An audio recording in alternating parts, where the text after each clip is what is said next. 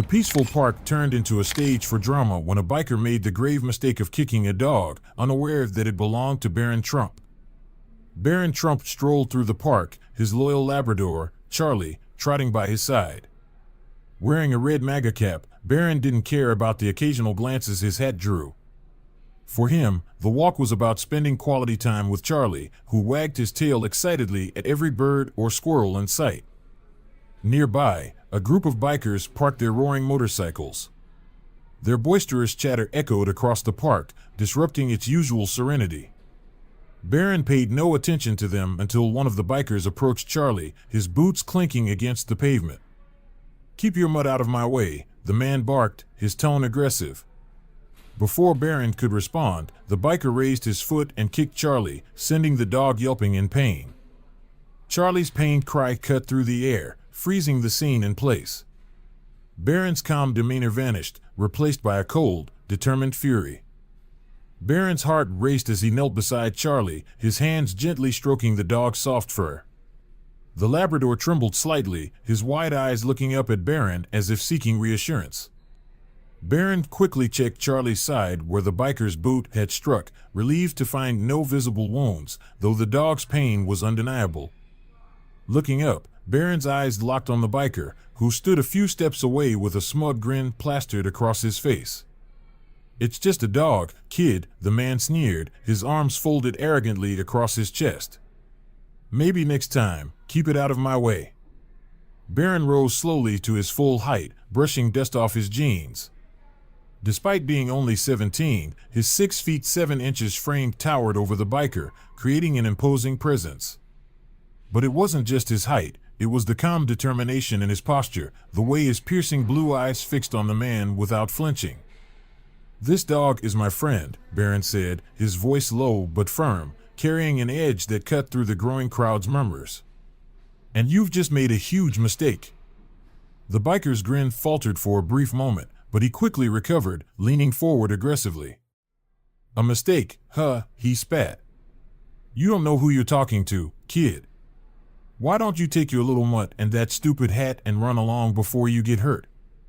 Baron didn't flinch. His voice remained steady, almost unnervingly calm. "No, I don't think I will. You've already embarrassed yourself enough." The biker's face turned red, a mix of anger and frustration at the crowd beginning to gather around them. Phones were out, cameras recording the confrontation as whispers of recognition spread through the park. "Is that Baron Trump?" someone whispered. "What's going on?" The biker, noticing the growing attention, leaned in closer, his voice dropping to a venomous hiss. "You think you're some kind of big shot because of your name? Well, let me tell you something." Before he could finish, Charlie let out a low, warning growl, stepping protectively in front of Baron. The dog's tail was down, his ears pinned back, but his stance was unwavering. Baron placed a steady hand on Charlie's back, calming him instantly. His expression hardened. "You should leave," Baron said, his voice colder now, "before you dig yourself into a deeper hole."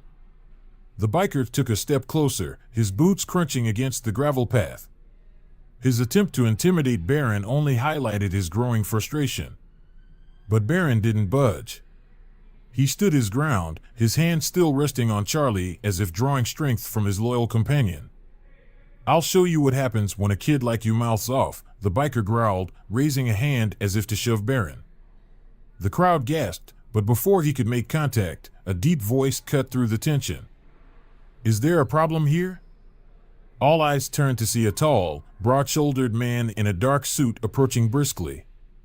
It was one of Baron's personal security team, his sharp gaze fixed on the biker with a calm yet menacing intensity.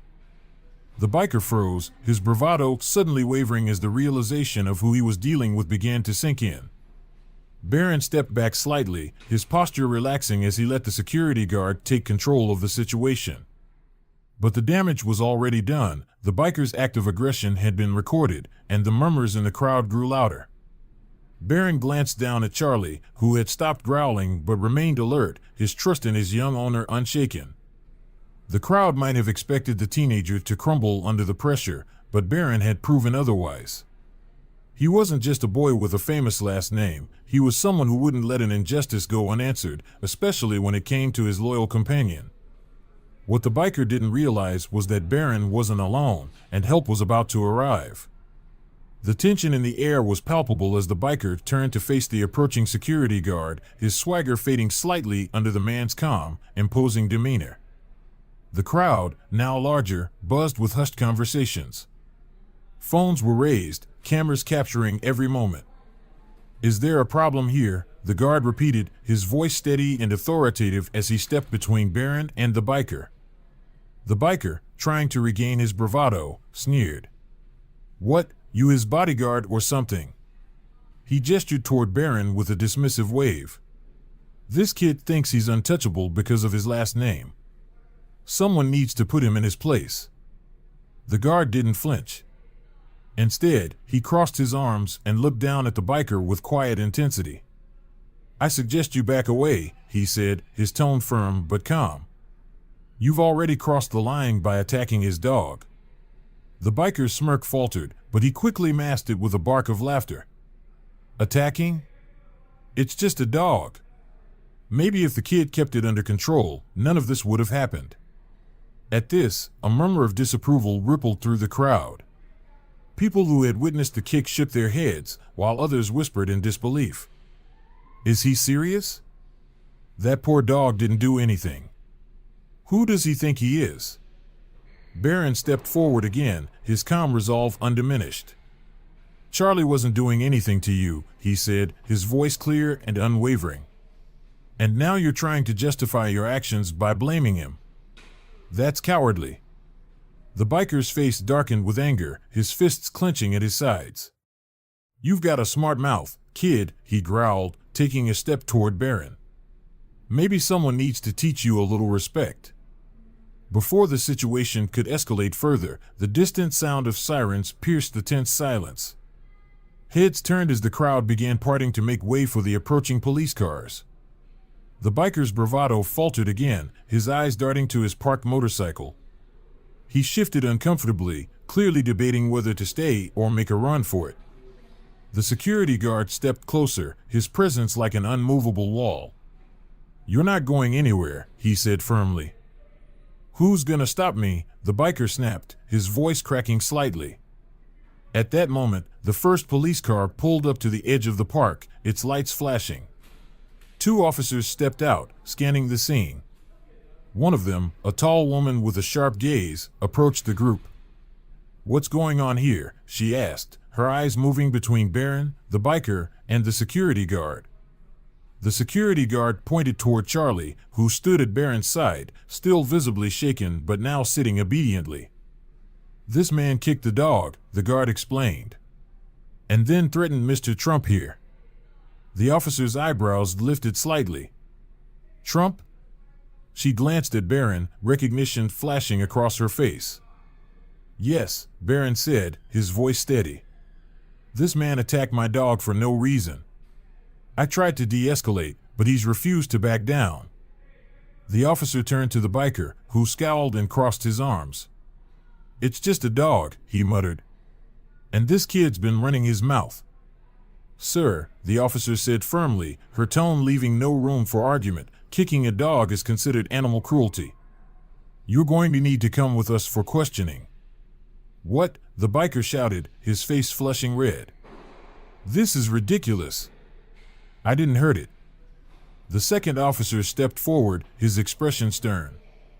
"We have multiple witnesses," he said, gesturing to the crowd, several of whom nodded in agreement. "And plenty of video evidence." The biker looked around, realizing the crowd wasn't on his side. People were filming, shaking their heads, and whispering among themselves. His friends, who had been watching from their motorcycles, began quietly leaving the scene, unwilling to get involved further. As the officers moved to cuff the biker, he tried one last time to assert himself, glaring at Barron. "You think you've won, kid? You're just hiding behind your name." Barron met his gaze evenly, his voice calm but cutting. "I didn't need my name to stand up to you. You exposed yourself for who you really are." The officers led the biker to the waiting police car, his protests growing fainter as the doors shut behind him. The crowd broke into scattered applause, some people cheering as the situation came to an end. The female officer turned to Baron. "Are you and your dog okay?" she asked. Baron nodded, glancing down at Charlie, who wagged his tail weakly. "We're fine, thanks to everyone here," he said, his tone sincere. As the crowd began to disperse, Baron knelt beside Charlie, stroking the dog's fur. "You're a good boy, Charlie," he said softly. "It's all over now." The Labrador licked his hand, his trembling finally subsiding. The confrontation might have ended, but the biker's actions had sparked something far bigger. The world was about to see the power of calm courage and justice. As the biker hesitated, sirens wailed in the distance, signaling that the situation was about to take a drastic turn. The air was thick with tension as the crowd's murmurs grew louder. The distant sound of sirens reverberated through the park, sending a jolt through the gathering. The biker, who had been posturing just moments before, suddenly looked uneasy. His friends, still by their motorcycles, exchanged wary glances, clearly debating whether to stay or leave. The flashing lights of two police cars came into view, the crowd instinctively parting to make way. As the vehicles came to a stop, their engines cut off, and two officers stepped out. The lead officer, a tall, no-nonsense woman with sharp features, scanned the scene with a practiced gaze. Her partner, a stocky man with a clipboard tucked under his arm, followed closely behind her. They were met by Baron's security guard, who moved forward to explain the situation. "Officer," the guard began, his tone firm but measured, "this man," he gestured toward the biker, "kicked this young man's dog and made multiple threats against him." The officer's eyes narrowed as she turned to Baron, taking in his composed demeanor and the trembling Labrador at his side. Recognition flickered across her face as she registered Baron's MAGA cap and tall frame. "You're Baron Trump, correct?" she asked, her tone softening slightly. "Yes," Baron replied evenly, his hand still resting protectively on Charlie's head. "This man attacked my dog without provocation."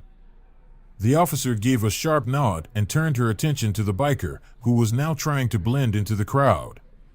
"Sir," she said, her voice cold and authoritative, "step forward."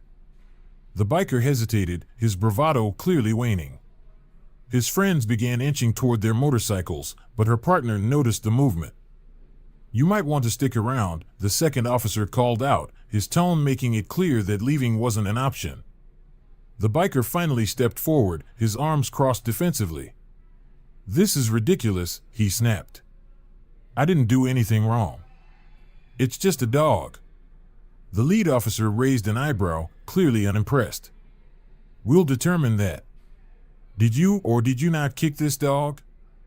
"It was in my way," the biker barked, his voice rising. "Maybe the kid should have kept it on a leash." "That's not what we're asking," the officer said sharply. She glanced at the crowd. "Did anyone see what happened?" Several hands shot up, and voices quickly rose in response. "He kicked the dog for no reason. The poor thing wasn't bothering him at all. I have it on video." The biker's expression darkened as one of the onlookers stepped forward, holding out their phone. "I recorded the whole thing," the person said. "You can see it all right here." The officer took the phone and reviewed the footage. Her lips pressed into a thin line as she watched the video, her eyes darting toward the biker and back to the screen. Finally, she handed the phone to her partner. "That's enough," she said. "Sir, you're under arrest for animal cruelty and disturbing the peace." "What?" the biker shouted, his face turning crimson. "You've got to be kidding me. This is over a dog?" The officer didn't flinch. "Kicking a defenseless animal is a criminal offense," she said, pulling out a pair of handcuffs. "And you made threats against a minor, which we're also taking seriously." As she stepped forward, the biker's bravado evaporated. He raised his hands in a half-hearted attempt to protest, but didn't resist as the cuffs clicked into place. The crowd began clapping, some even cheering. "You're all crazy," the biker yelled as he was led toward the police car. "This is a joke." The second officer stepped over to Barron and Charlie, kneeling slightly to get a better look at the dog. "Is he okay?" the officer asked, his voice softening as he saw Charlie trembling. Barron nodded, though his concern was evident in his expression. "He's shaken, but I think he'll be all right. I'll take him to a vet just to be sure." The officer smiled faintly and gave the dog a gentle pat. "Good boy," he murmured before standing. As the officers prepared to leave, the lead officer approached Barron again. "Thank you for staying calm," she said. "We'll handle the rest from here. If you need to file a formal report, you can contact the precinct." "I will," Barron replied. "Thank you for helping so quickly." The biker was shoved into the back seat of the police car, still shouting insults and protesting. But Barron didn't pay him any mind. His focus was entirely on Charlie, who had finally started to relax under his reassuring touch. The officers drove off, taking the biker with them as the crowd began to disperse. Many people stopped to compliment Barron on how he had handled the situation, while others lingered to pet Charlie. As Barron knelt beside his dog, he murmured softly, "You're safe now, Charlie. It's all over." The Labrador, as if understanding, licked Barron's hand and wagged his tail, signaling that the worst had passed. The police officers quickly realized they weren't dealing with an ordinary situation, and the biker wasn't ready for what was coming next. The officers turned to the biker. "Is that true?" one asked. "It's just a dog," the biker snapped, trying to dismiss the situation. The officer's expression hardened. "Assaulting an animal is a criminal offense. We're going to need you to come with us." "What? This is ridiculous," the biker protested as the officers cuffed him. His gang members didn't intervene, quietly slipping away from the scene. Barron watched silently as the man was led to the police car. One of the officers approached him, his voice softening. "Is your dog okay, son?" Barron nodded, stroking Charlie's head. "He's shaken, but he'll be fine." As the biker was taken away, Barron knelt beside Charlie, vowing to protect his loyal friend no matter what. The next morning, videos of the incident spread like wildfire across social media. Clips of Barron standing tall against the aggressive biker were met with admiration, while the man's actions were condemned universally. One commenter wrote, "Mess with a dog, and you'll meet the wrath of its owner, even if that owner happens to be Barron Trump." As Barron sat at home, Charlie resting at his feet, he smiled. The biker had learned an important lesson the hard way: respect animals, and don't judge people by appearances.